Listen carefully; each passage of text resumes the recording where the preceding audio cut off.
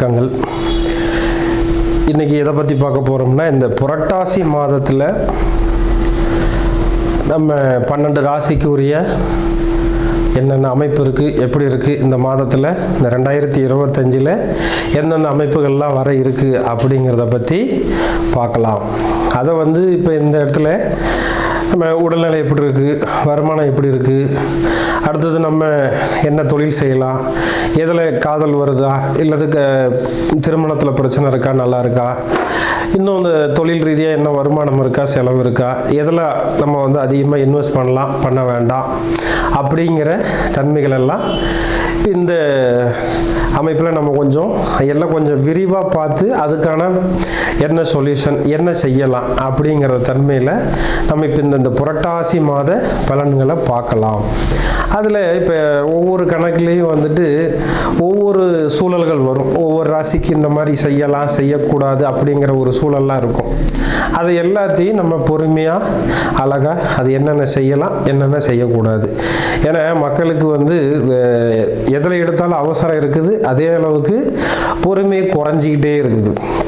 அப்போ அந்த பொறுமையாக என்ன சொல்ல வரோம், அதில் இருக்கிற ப்ளஸ் ஆர் மைனஸ் என்ன, அதை தெரிஞ்சு அதை அனுபவப்படுத்தி அதை நீங்கள் உங்கள் லைஃப்பில் பொருத்தி அதை நல்ல ஒரு ஆழ்ந்த சிந்தனையோடு எடுத்துகிட்டு போய் அதை நீங்கள் சரியாக பயன்படுத்திக்கிறீங்கன்னா இந்த ராசி பலன் அந்த விஷயம் இருக்கு இல்லையா, அது மாத ராசி பலன்.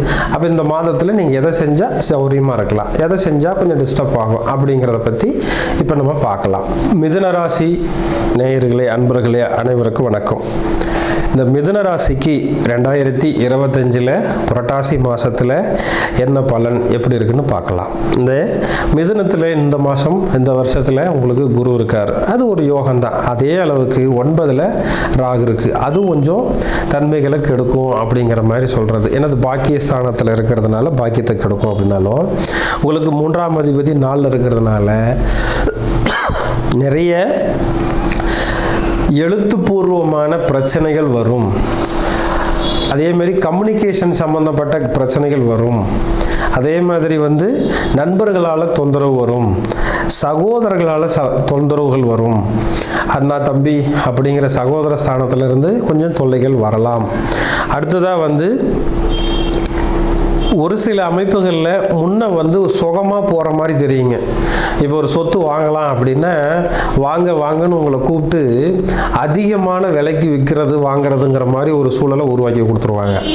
இப்போ அண்ணா தம்பி இருக்கிறாங்க, நான் பார்த்துக்கிறேன் வாங்கன்னு சொல்லி கூப்பிட்டு போயிட்டு டிஸ்டர்ப் பண்ண கொண்டு வந்துடுவாங்க. இந்த மாதிரியும் ஒரு சூழல் நடக்கும். அடுத்ததாக பார்த்தீங்கன்னா ஒவ்வொரு இப்போ மொபைல் இருக்குது, கம்யூனிகேஷன் பண்ணுறதெல்லாம் சிலது இருக்குது இல்லைங்களா, அதெல்லாம் நம்மளை டிஸ்டர்ப் பண்ண ஆரம்பிக்கும். இப்போது இங்கேயே அதை பற்றி பேசும்போதே கம்யூனிகேஷன் வேலை தப்பாக போகிறது. அது இயற்கை, அதை நம்ம ஒன்றும் பண்ண முடியாது. அந்த மாதிரி ஒவ்வொரு சூழல்லையும் இப்போ ஃபோனு அதாவது தொலைத்தொடர்பு அப்படின்னு ஒரு விஷயம் வருது.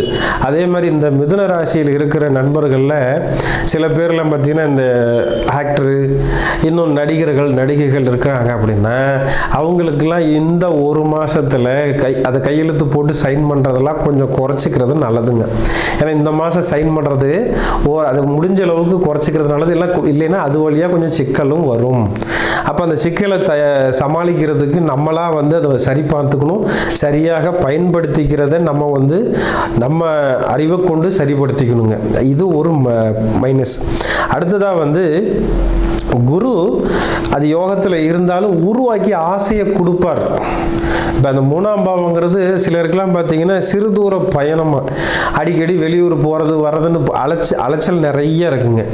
அந்த மாதிரி விஷயத்துலேயும் கொஞ்சம் கவனமாக இருக்கணும். ஏன்னா அலைச்சல் அதிகமாக இருக்கிற பட்சத்தில் ஒரு சிலருக்கு பார்த்தீங்கன்னா நிறைய தொந்தரவுகளும் வருது, கீழே விழுவுறது, அடிபடுறது, காயமாகிறதுன்னு.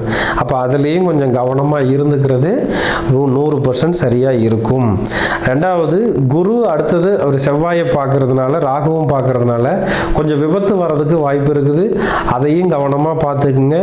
100% இந்த வருஷத்தில் இவங்களுக்கு மேரேஜ் சம்பந்தமாக ஒரு ஏதாவது ஒரு நல்ல ஒரு பொசிஷன் வருதுன்னா 100% அவங்க சுயஜாதகத்தில் இருக்குதுன்னா தாராளமாக மேரேஜுக்கான அமைப்பு நல்லா இருக்குதுங்க. வீடு வாசல் கட்டுறதுக்கு உண்டான அமைப்பு இந்த மாதத்தில் இருக்குதுன்னா, ஏதாவது பெண்டிங் இருக்குதுன்னா அடுத்த மாதமோ இதுக்கு முன்னால் ஆவணி மாதத்துலேயோ ட்ரை பண்ணியிருந்தீங்கன்னா இந்த மாதம் நல்லபடியாக வேலை போகிறதுக்கு ஒரு வாய்ப்பு இருக்குதுங்க. அடுத்ததாக வந்து பார்த்திங்கன்னா, பொதுவாக 3ஆம் பாவத்தில் ஒரு விஷயத்தை ஸ்டார்ட் பண்ணுறோம் அப்படின்னா அது வளர்ந்துக்கிட்டே இருக்குன்னு சொல்லுவாங்க. அதனால தான் சில நேரத்தில் கடன் வாங்குறது, இந்த வீட்டுக்கு வாங்குறதுல கொஞ்சம் குறைச்சிக்கிட்டிங்கன்னா ரொம்ப சிறப்பாக இருக்குங்க. அடுத்தடுத்து நல்ல யோகமான சூழல் வரும்போது உங்கள் ஜொய சாதகத்தில் தசாபுத்தி நல்லா இருக்கும்போது நீட்டாக உங்களுடைய அந்த சூழல் சரியாக போகும். இதை மட்டும் நீங்கள் கவனமாக பார்த்துக்கிட்டிங்கன்னா போதும். மீதி நல்ல விஷயங்கள் நிறைய இருக்குது, பார்க்கலாங்க.